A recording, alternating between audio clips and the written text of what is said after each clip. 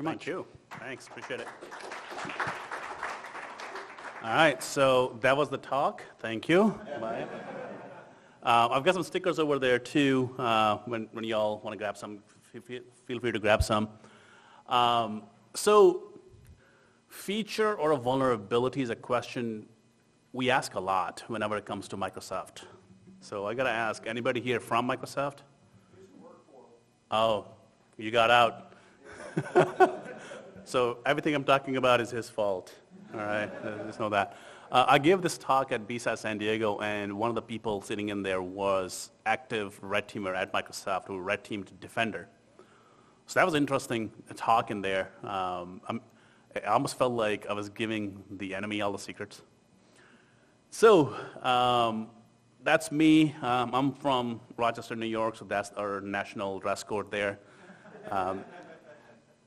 A lot of this was already talked about, so I don't have to go through this. A lot of this talk is very much teaching-like, so because my background is instruction too. If I get too deep into weeds, let me know. If I don't get too deep into weeds, let me know. If there are any people here that have a lot of AD experience, would love to hear from you too. I learned Active Directory by attacking it. So a lot of things that I don't really know about it, I just know how to break the hell out of it. I'm a breaker, not a builder, so would love to hear everybody's thoughts in here too as we go through.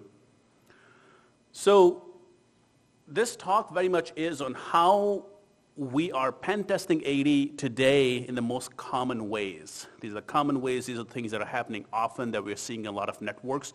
There aren't many specialized things in here. Towards the end, I talk about some stuff that can help you if you are a mature organization and what the next steps would be once you get to that maturity. In the beginning, when we are trying to let ourselves in, the most common path that often doesn't get talked about in pen testing trainings is broadcast multicast protocols.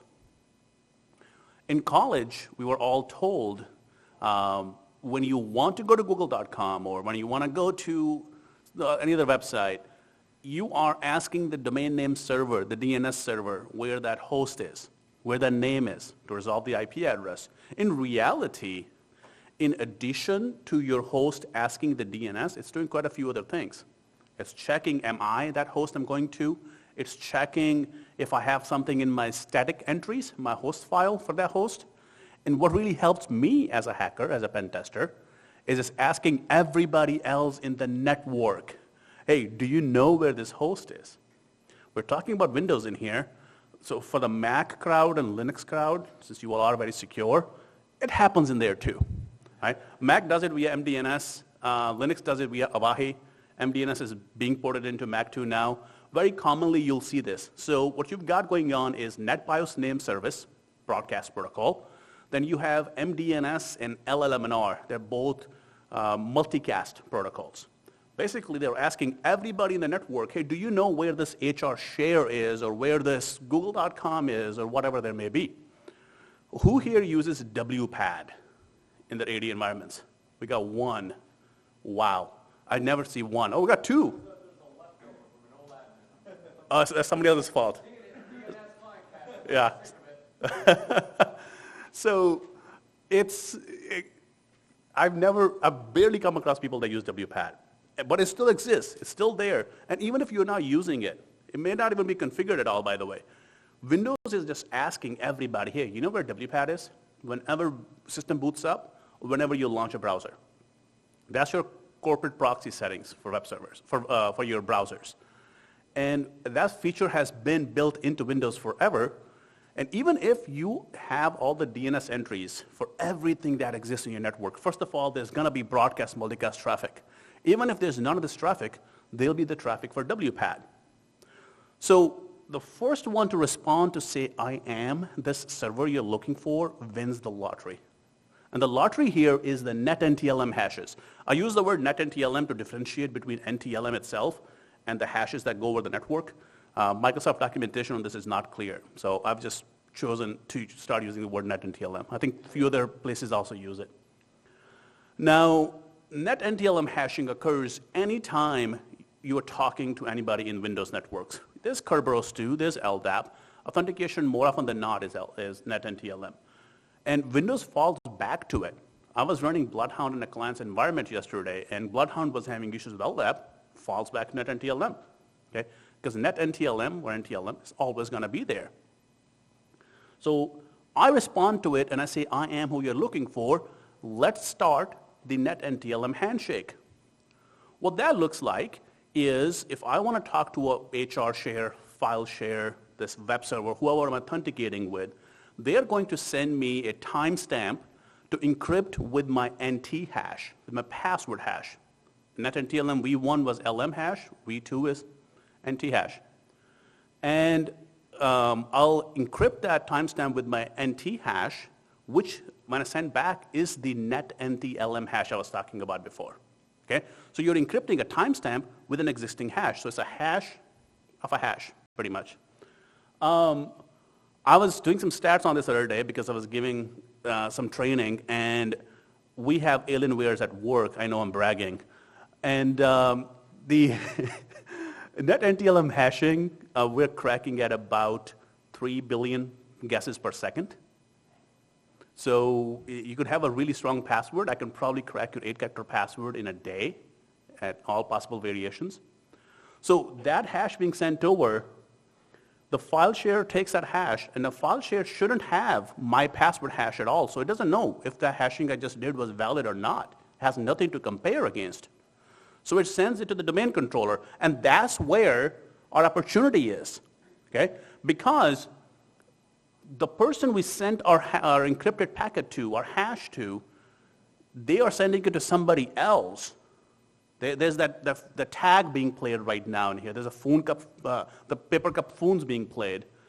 And the domain controller is going to respond and say if it's valid or not. That part is not necessary in how we are going to perform the attacks. So first, we respond and we say we are the share, the host you're looking for.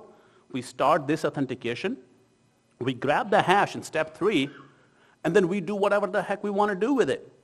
In this case, we got the NTLM hash right there, so everything starting here from Vagrant all the way to 00, this is your NetNTLM hash, okay?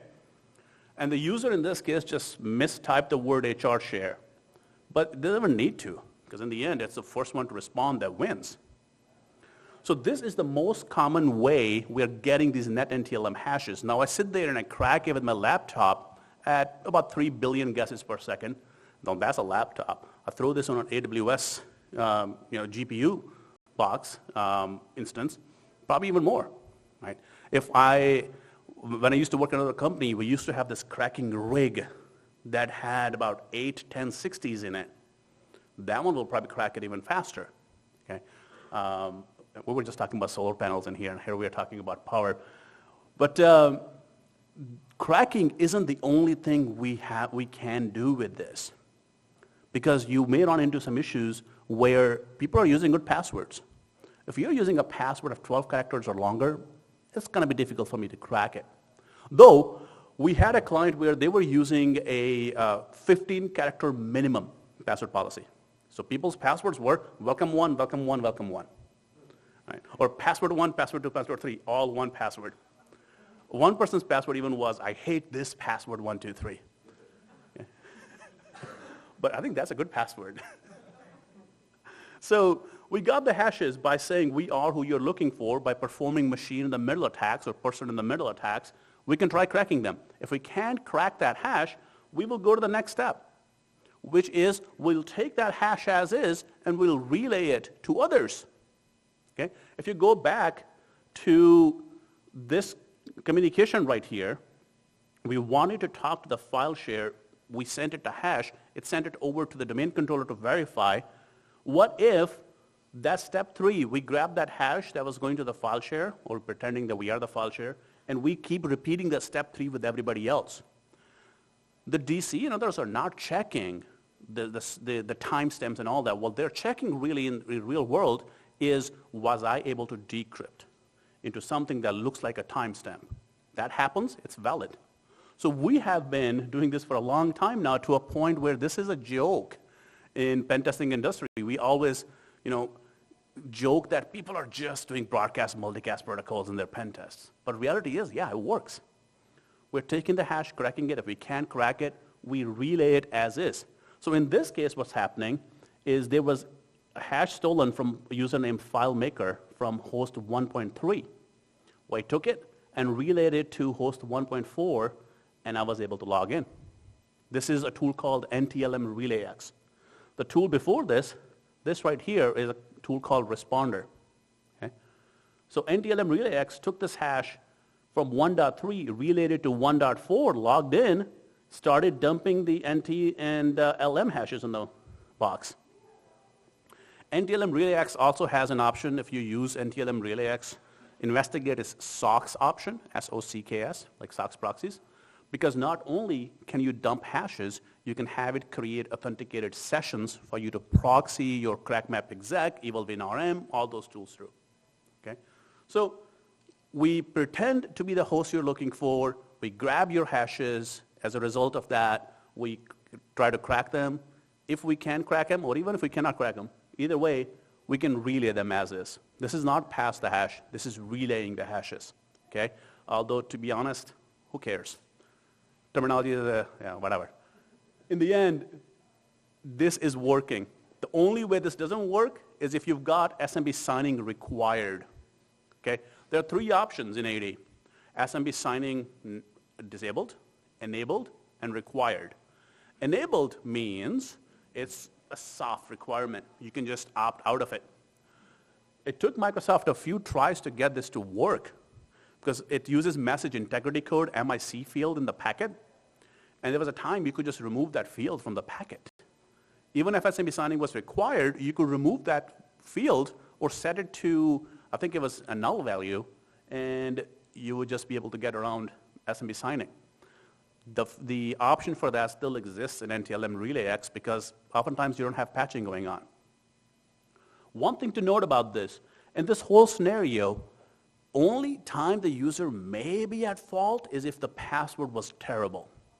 Okay? Because the user has no idea their system is reaching out to everybody in the network to look for wherever that HR share is, wherever the weird site is.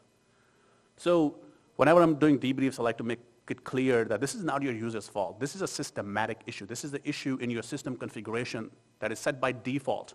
Unless you are manually changing it, this is happening. Okay? Domain controllers require SMB signing, but we are seeing domain controllers in client environments, even Server 2016 as recently as this Friday, that didn't require it. So somebody went in and manually changed it because their vendor said they were having problems with SMB signing. So, it's still an issue. Now, how do you harden against this? First of all, disable these broadcast multicast protocols. Problem you run into is if you're using Android TV, Apple TV, maybe you're using wireless printing, oftentimes they are utilizing MDNS for this, for them to find out where the printer is, where the TV is, and all that. So you've got to be careful with it. Maybe you segment them out. Or maybe you make sure you have entries in DNS server for those, and you can work it that way. But disable the broadcast and multicast protocols. MDNS, I'm not sure, I'm not talking about MDNS in here, must have missed it, but it's NBNS, LLMNR, and MDNS. Okay? Secondly, WPAD. You disable these, somebody is still going to be looking for WPAD. Okay? Anybody here play Red Dead Redemption? No? Oh, we got a couple of people. Is looking for Gavin? The character looking for Gavin all the time in Rhodes? That's what's happening in here. There's a character that doesn't exist, and we're looking for them all the time, WPAD server. So even if you disable multicast broadcast protocols, there's still going to be a query sent out, at least to the DNS server for WPAD. And somebody could machine in the middle of that too, in a different way. So set a static entry for WPAD, maybe to your local host, maybe to the DC. Nobody's using it. Okay? I do recommend disabling and setting a static entry because Windows updates work in mysterious ways. Right? SMB signing, don't just enable it, enforce it, because I've mentioned earlier, if you just enable it, then your Windows server is going to give the client an option. And then make sure you scan periodically to find out who's not using SMB signing. Nmap can do it, Nextpost can do it, Nessus can do it. There's quite a few different ways to find that out. Because people will turn SMB signing off sometimes, especially if you have shadow IT in your environments, it can happen. These are group policy settings. You can do all this through group policy. So maybe it's something you reapply group policy every now and then. Once you are a mature organization, once you've done this and this stuff works, next you can move on to deception. Okay? Create a fake user. I'm sure a lot of you are already doing honeypot users. Have a honeypot user send out a honeypot broadcast multicast request periodically. Your typical pen tester is going to respond to that right away. If I'm not red teaming, if I'm only doing pen testing, I'll respond to it because I'm not worried about detection response. You didn't pay for that. But your hacker, your typical intruder or hacker may also do this. They may respond to it. So that's how you find out if somebody is already in your network that is responding to the request. Anybody that responds to it is either malicious or out of compliance, right? Out of configuration. So you can fix that. So that is the most common way we are getting in. Broadcast, multicast protocols, we respond to it, we get the hash as a result of that, and then we either crack it or relay it. Once we are in, then comes time for Kerberos. Okay? In Kerberos, again, just a primer in here, first of all, you've got 2 tickets. Kerberos is a ticket-based protocol. Okay? So you go to a county fair, you have to first get an admission ticket to get in. That's authenticating you for being there. That is your ticket granting ticket in Kerberos, TGT. Every time you want to get on a ride, you have to pay again or get another ticket for that. That ticket is your TGS, ticket granting service ticket. I want to talk to the web service. First, I need to authenticate to the domain with a TGT, and then I am able to authenticate to the service with a TGS. These tickets are encrypted with some account hashes. So TGT, ticket granting ticket, is encrypted with the hash of a user called KRBTGT. Okay. KRBTGT user's hash is used to encrypt all ticket granting tickets. These are the ones that are authenticating you in the domain. The second ticket here is the TGS, ticket granting service ticket. If I want to talk to a web service, that ticket is encrypted with that web service's hash.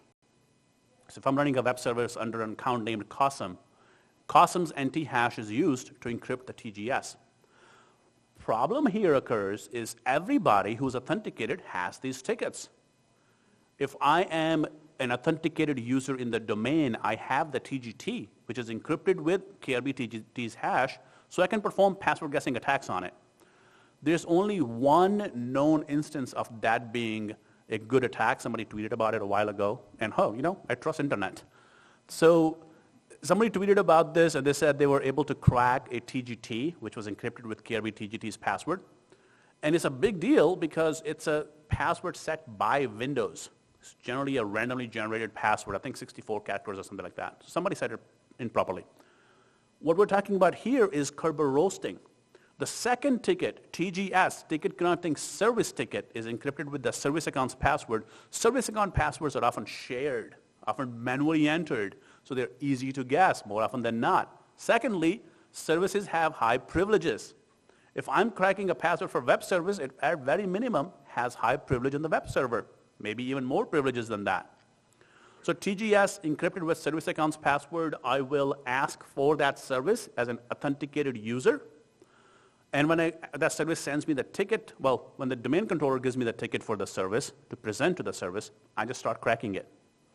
In this case, this is Rubius. We've been using Rubius for a while now. It's a C# utility, allows you to do anything Kerberos related from Windows.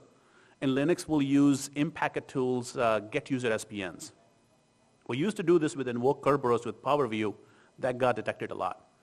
Rubius also gets detected by default, but if you use, the tool I use is Invisibility Cloak, it will do some obfuscation on it. It will rename things, it will remove comments and stuff like that, and then I'll run it through ConfuserX, and then it get past even CrowdStrike. Yeah. So when I say get past, though, it's that it didn't block me. if you have good SOC, they probably would detect me pretty quickly. But in this case, you know, we get the TGS, we crack it offline. That hash right there is what we're cracking. I don't recall exactly how fast this is. I think it's still a few mega hashes per second on an Alienware. So still a pretty good chance you're going to crack it, unless it's a really strong password, which service accounts don't always have strong passwords.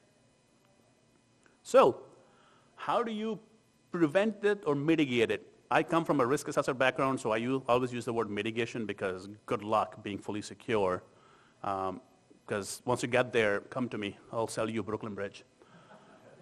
So the kerberoasting, first of all, try to get rid of your named service accounts. And what I mean by service account here that I've been talking about is any account that has a service principal name property set, SPN. If that property is set, you're telling the users, the objects in the AD, and the AD itself, this account is interacting with the specific service on the specific host. That's what SPN value is. Get rid of those accounts and replace them with managed or group managed service accounts in Windows. These accounts they work like magic. If you imagine going to your service manager on Windows, creating a new service or modifying it, and you're telling it which account is used to log on, you only provide the username for a GMSA or MSA account. The password is negotiated by Windows and AD. So first of all, that's it. Hard to guess password. Secondly, there is no SPN, so you cannot kerberoast it. Third thing with this is because Windows is negotiating that password, every 6 months or 1 year or 20 years when you have a breach and you have to go change those passwords on 50 machines for 50 different accounts, you don't have to do that manually anymore. Windows can rotate those passwords automatically, and you can set that to 10 minutes if you want. So GMSA or MSA, that's what you should move on to, unless you've got Linux or Mac in your environment. That's when things get complicated.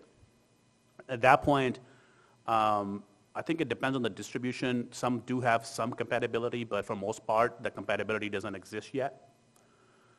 Second, if you have to use that named service account with service principal name, maybe you have Linux in your environment, you have to use it. Make sure you set a strong password, something above 32 characters. I'm not even going to attempt anything above 17 characters. I'm not cracking that. It's not worth my time. Okay? I won't be able to crack it during the Pentest window anyway.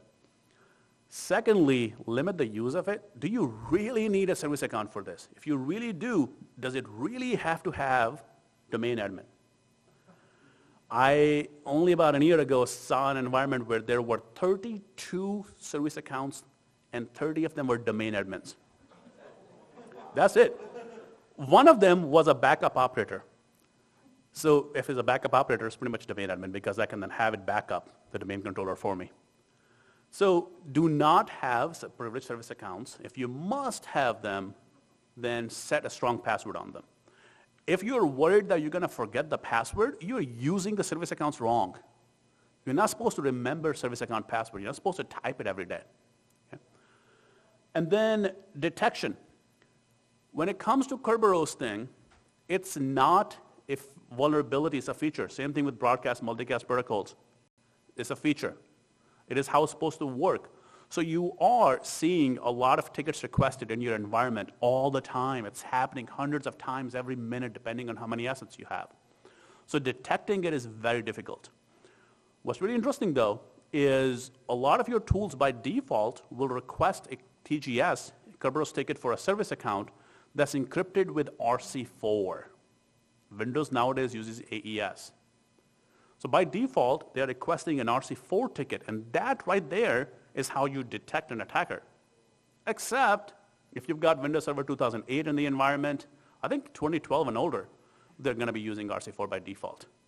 So then you get into the problem of how do I differentiate between legitimate traffic of users requesting RC4 tickets for service accounts and a malicious insider. So you have to get into the practice of requiring by group policy that everybody uses RC4 tickets. Okay, you have to modify, I think it's either a service account setting itself or it's a group policy setting. So RC4 is where detection could happen. They should all be using AES nowadays. And once you get to a point again where you are comfortable with your controls, Use deception. Create a fake service account that has a service principal name in it. Don't call it honeypot. We did have a client, their honeypot account's name was honeypot, right? Yeah. So you have a honeypot account, maybe called not honeypot, and once that account is kerberoasted, that's when you know there's a malicious insider. There's somebody in your network. I mean, you cannot request a service ticket unless you're authenticated, so this person is authenticated, all right? So deception is what you get to once you feel comfortable that your controls are working. Otherwise, you're going to have a lot of false positives or false negatives. Now, we've gained access, and we get to moving around. We're doing lateral movement at this point. And first thing that we'll often do is we started dumping hashes and we start passing them.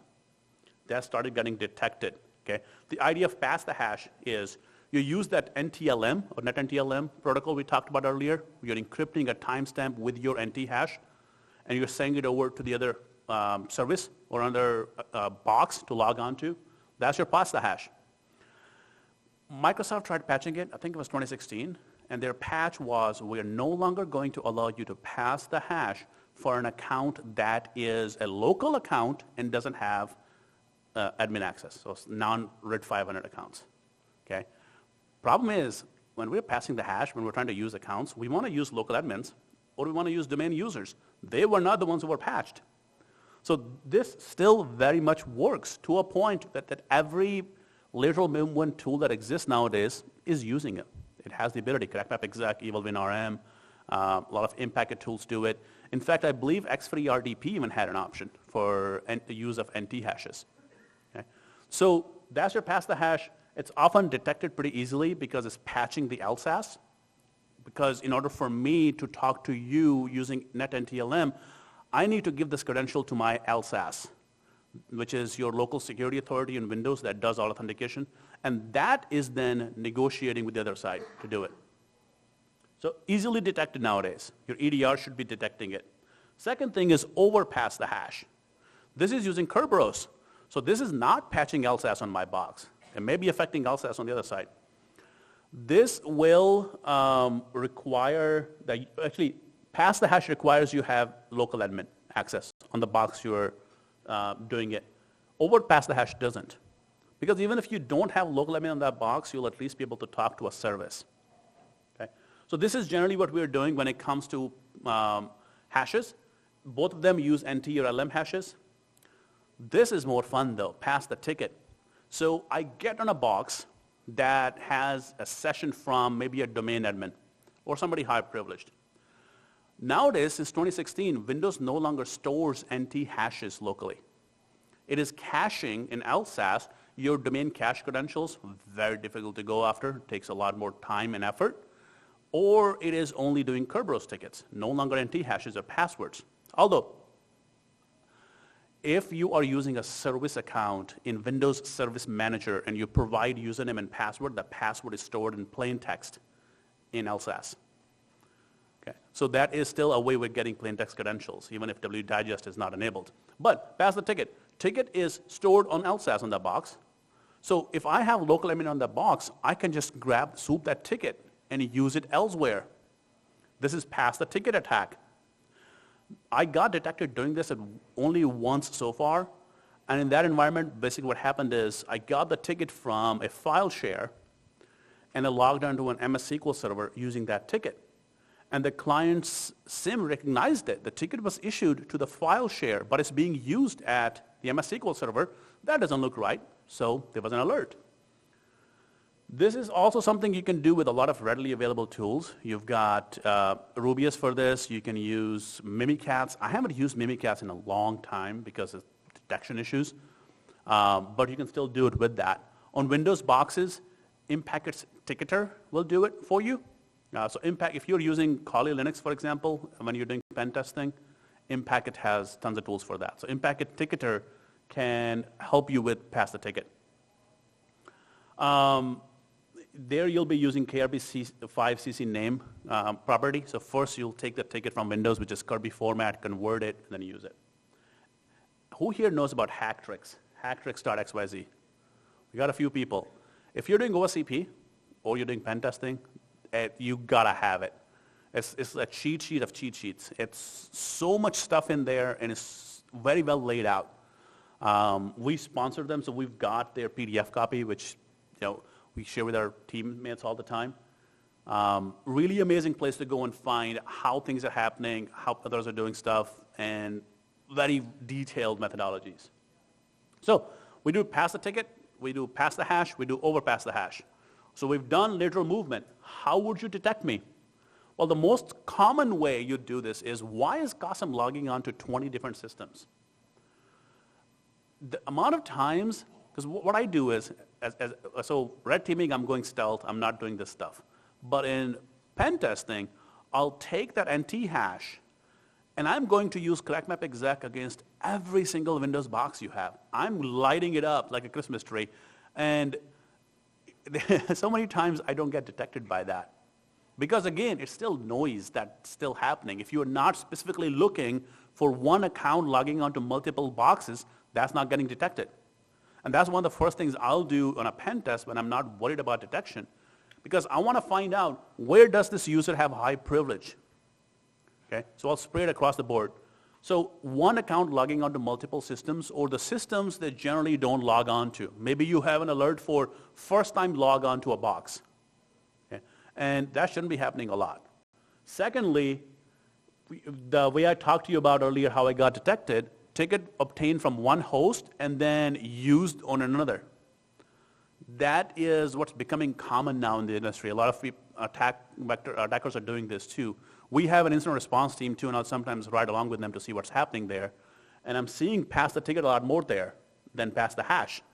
Okay. Interactions with LSAS. Blue team, I feel for you. Okay. Because the amount of legitimate tools patching LSAS is too damn high.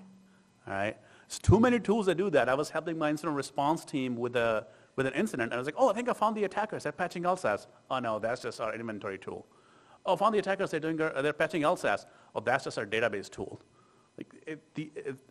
Patching the LSAS is a pretty common indicator for attackers when we are doing something privileged, but you're going to have to figure out how to differentiate between a legitimate patch of the LSAS and illegitimate one. Okay? So look for the tool that's doing it, who launched that tool. Maybe if the tool was launched over WinRM, and then it patched the LSAS, that looks malicious to me. Oh, this is evil.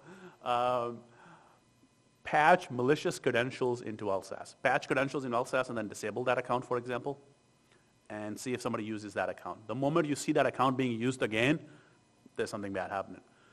LSAS does get, I believe, recycled every now and then, so the credentials may disappear. So you can do this in SAM, create a local account, and don't give that account high privileges. Leave it on that host, and then if that account is somebody attempts to use that elsewhere, you know something malicious is happening. Okay. And one of the things we often catch people on, our IR team catches attackers on, is when a workstation is talking to another workstation. That shouldn't be happening. Workstation shouldn't be talking to a workstation. It should be a server talking to a workstation talking to a server. But then, taking a step back, how do you differentiate between your servers and workstations? Because if you just go by a Windows version, that isn't always right. I've seen a lot of services running on Windows workstation boxes, Windows 10, Windows 11, Windows 7. But once you inventory that, once you figure out and you segment that out, and then you start looking at, why are my workstations talking to workstations? You can start to identify some lateral movement there. Okay. Then Windows has started to do a lot more guarding of credentials. Credential guard is one feature that exists now. There's virtualization of LSAS, and then segmentation of credentials. That is very useful. The credential guard is going to restrict who can access your tickets on the box in the LSAS and your NT hashes. And then, even if you've got local admin, you cannot manually add a Kerberos ticket to the box anymore if you've got credential guard enabled. Go ahead. Yeah, and just a note on credential guard, you want to run it in hypervisor code integrity mode, but then it essentially puts its own DOM 0. It's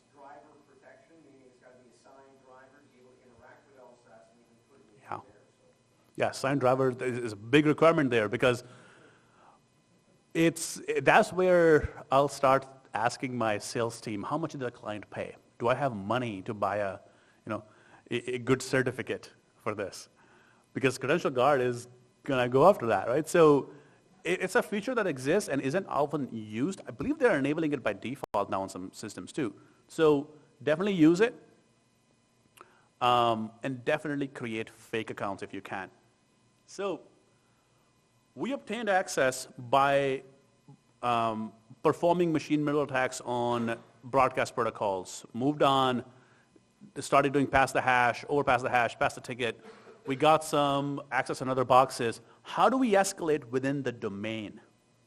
And this is where things get really interesting. It's hard to see in the bottom, but that's Bloodhound. And basically what we're doing is we're looking for weird shit in the environment. Oh, I'm in North Carolina, I shouldn't be saying that.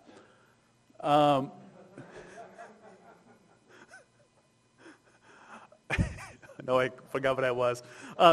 So found a client environment once, which is really weird. Domain users had write privileges to domain controllers group policy. The default domain controller group policy, domain users had write privileges to it.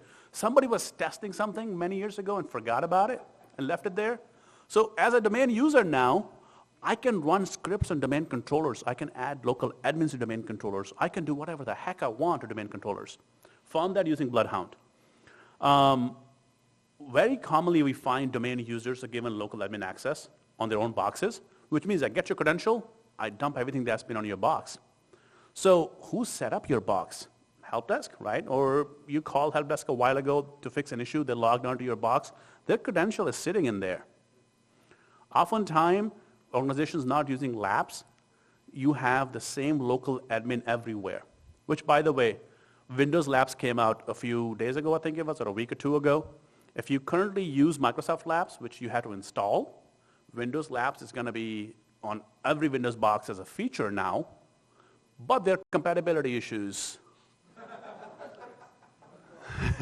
So if you already were using Labs and Microsoft just dropped Windows Labs on you, you may want to double check on things in there, see if things are working. I see he's about to text his Windows admin. So I'll take a user's account and I'll start spraying it. I'll start looking where else do they have high access, because then I can dump hashes from there. I can sit there, do things. One of my colleagues a few years ago got detected on a box. He was on an MS SQL server doing something weird. Security, it alerted. He saw that because the AV, the carbon black, alerted and the pop-up came up. I don't think I have the nerves that he's got, because he still sits there, stays there, till he starts seeing others logging on to investigate. He dumps their hashes as they're logging on to investigate, and then he disappears. So you got to be very careful with who has high privileges on boxes. Okay, service accounts with high privileges, we already talked about kerberoasting. I'll see where they have high privs, dump stuff from there. Write privileges to network shares. This is amazing. So we can ask, we talked about net and TLM hashes earlier, where we have to maliciously respond to poison broadcast multicast protocols. We get net and TLM hashes. There's another way to get net and TLM hashes, and that is to just ask nicely. One of the most common ways we'll do this is Slinky on CrackMap exec, or just writing SCF files. So think about Windows shortcuts. You double-click a shortcut, it goes somewhere. So imagine a shortcut that takes you to my box running a responder. You double-click that, you're going to show up to my box, and I'm going to get your hashes. Okay? And that would require that I have write privileges on that share, for example. Now, let's take it to the next step. What if it's not the shortcut that takes you to my box, it's the icon of that shortcut? If I tell Windows, load the icon from my responder box, every time you open that folder, you're not even touching the shortcut, you open that folder, Windows is looking for that icon from my box that's running responder, I get your hashes. Another way, we were doing a pen test, we're not getting anywhere, but we had internal credentials. We sent our point of contact a status report for that day, And that status report was in Microsoft Word. In Microsoft Word, you can add ActiveX controls. One of those is you can embed Windows Media Player. You can tell Windows Media Player in that document, load the video from my share that's running Responder. They open that Microsoft Word document, and I get the hashes. All right? A feature, not a vulnerability. So, and then you've got other things, right? You've got the Petit Podum attack that came out a while back, still working a lot. You basically ask the domain controller directly for hashes. You ask it nicely, it will give you the hashes.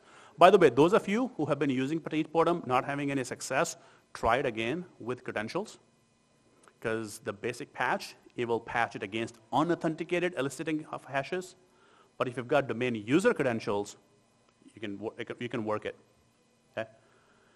Now, this is what still works, and it's just crazy. So, tracking pixels, we all know about them. Marketing teams sending you tracking pixels in emails. They get to know you open the email because the pixel was loaded from their web server. What if the pixel was loaded from a UNC path, from a file share of yours that's running Responder? Yeah. Edge doesn't do this anymore, but IE still does. Well, Outlook client will still do it. Yeah, Outlook client will still do it, and it's still working, sending a status update. By the way, this whole thing is written by ChatGPT. The talk is not sponsored by them. Then we get to the shares. We've been talking about shares. A lot of people store passwords. And I'll go next step, right? We used to find passwords in password.txt. What I've been finding is the hard disk backups, domain controller backups on the network shares. So I'll grab that file, and I will just grab the hashes from it. Your NTDS file, I'll grab it out of that network share because it's being backed up. So you got to be very careful with the shares. A lot of us are monitoring our SMB shares, our Windows shares, but how many are monitoring NFS shares? How many know about NFS shares, the network file system shares, right? We got 3 people over here. So Linux side and Windows side, is that what's going on in here? If y'all know where a good barbecue place is, they're going to know that, the Linux guys. So one of our colleagues a while back found 13 billion patient records in an NFS share. 13 billion with a B, okay? And now you might be asking, well, 13 billion people go to that hospital? No, it's not it. In HIPAA, every copy of a record is another copy, and it's another record. So there were copies of copies of copies over past 10 years being thrown into an NFS share. And in this organization of about 13,000 people, everybody had access to this NFS share. It was unauthenticated access. So there's a lot of fun stuff on the shares that we can go after. Your domain or organizational unit is not the security boundary in AD. It's your trusts. It's your forests. Your AD forests are the boundary of the trust, are the boundary of your security privileges. At the same time, be careful with who you give the trust to. You acquire a company and you do a forest trust with them. Now you've created a kind of a combination of your AD environment in there. Okay? So you gotta be very careful with it, because once I obtain domain admin in a domain, it's very easy to become enterprise admin, which is the forest admin. Because the domains are using NT hashes with each other as trust keys. They're being stored in NTDS. So if I get domain admin, I dump NTDS, I have the trust key I can use to now become domain admin in the other domain, or forest admin, your enterprise admin. All right, so last section here, we get into overall secure hardening. Now, how do I harden my AD environment? How do I get around a lot of the stuff you talked about? Well, first of all, you get into detection defense, right? So you start, instead of getting straight into running some alerts, figure out, do you really need what you have? Do you need this many users? How many of your users haven't logged on in past 5 years? When was the last time you changed some passwords? Just last year, I compromised an account whose password was set in 1994. All right? 1994 is when the user's password was set, okay? So did we even have passwords back then, is what I'm asking. So you need to start inventorying what do we have and why we have it and why do they have the privileges that they have. And then you start thinking about how many domain admins do we have? Does IT really need domain admin? Does help desk need domain admin, or can they just be account operators? Okay? Because account operators group cannot reset domain admin's password. Although, if your DA includes a group, your domain admin group includes a group, account operators can reset their passwords, eventually resetting domain admin passwords. Do all of your domain admins need enterprise admin? And let me take this next step, because a lot of you are using Azure AD now. Do all of your domain admins, enterprise admins, need to automatically become global admin in Azure AD? The answer is no. You should not. If your answer is yes, you're very trusting, and I love that. Let's talk. Why are your domain admins logging onto devices that are not domain controllers? You should not be logging. You should not be using your DA account for daily purposes. You should not be signing up to MyFitnessPal with your domain account. Okay? Which they had a data breach, got your password, here we are. You should not be running services with domain admin privileges, and you should be using labs, though if you're using labs, go and double check it, right? In the end, we got to start using deception. Actually, step back. How many of you know about protected users group? We got one person, 2 people. So since 2012 R2 and later, protected users group has been introduced. If you throw somebody in that group, we were no longer using wdigest and CRUD SSP, which means the local storage of plain text passwords is nixed. NT hashes are no longer cached. Kerberos is going to use AES, so no more RC4 encryption for those accounts, which means a lot more difficult to crack. You cannot delegate the account, which we aren't talking about delegation here because that's not really that common. It shows up, we use it, but even before I have to use delegation, I got 20 other things I can do.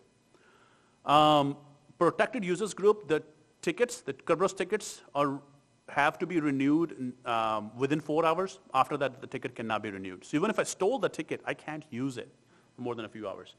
So your important users, domain admins, account operators, IT people, should be in protected users group. So use deception. Create honeypot users. Don't call them honeypot users. Call them something else. Okay? Monitor them. Reset their passwords. So if I see a user in AD, but it's never had a password reset or never logged on anywhere, I know it's a honeypot user.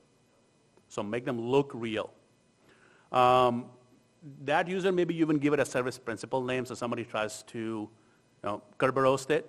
Have them send out those broadcast, multicast requests. I've got some links in here if you want to take a picture that will help you with this. They can automate creation of the deception. Though don't just take them and run them in your environment. Okay? Every time you run something in an environment, double check it first. Use Bloodhound. So this goes to not only red teamers, but also blue teamers, probably more so to blue teamers. And sysadmins, run Bloodhound in your environment with permission though, okay? So, because this is going to be very loud. What Bloodhound does is it's going to ask the Active Directory for every single user, group, computer, what access they have on other objects, what group policies exist, who can modify them. You can also start logging onto those computers if you have privileges to see who the local admins are, who is logged onto that computer at that point. And then we're using Bloodhound to find weird stuff in the environments. Like in this case, you've got all the domain users, they have generic right on default domain controllers policy. So now I can start modifying domain controllers policy as a domain user. And Bloodhound does that. It's going to give you so much info, everything you'll need to know about your users. When they last logged on, where they logged on, when their password was set, and what kind of weird privileges they've got. The bottom one, service account in this case, which in this lab environment I was messing with, had an SPN, so I could kerberoast it, had a generic right on Thanos, who's a domain admin. So I can modify Thanos' password. Now, if I modify your password, you can't log in anymore. You call help desk, I'm detected. But I can put an SPN on that account. I can set a service principal name and then kerberoast that account. Okay? So second thing, they had SQL admin privileges to pin a SQL box, so I could go into the database and do some weird stuff, which by the way, if your database A has a link to database B, but you have low privileges in database A, and then database B has high privileges in the database C, you can do what's called link attacks, or I think it's called SQL links, where you can go from being low privileged person on SQL database A to high privileged person on SQL database C. Because the database where you had low privilege, that database had high privilege in another database. So again, be careful with trust. Don't trust anybody. So if there's one thing you walk away with in this talk, use Bloodhound with permission. It's very loud. You're going to get yelled at. But use Bloodhound at least once in your environment to see what kind of attack paths exist. What can an attacker do with what we have in the environment? All right? Well, that's me. Thanks, everyone. Appreciate you being here. Thank you. I've got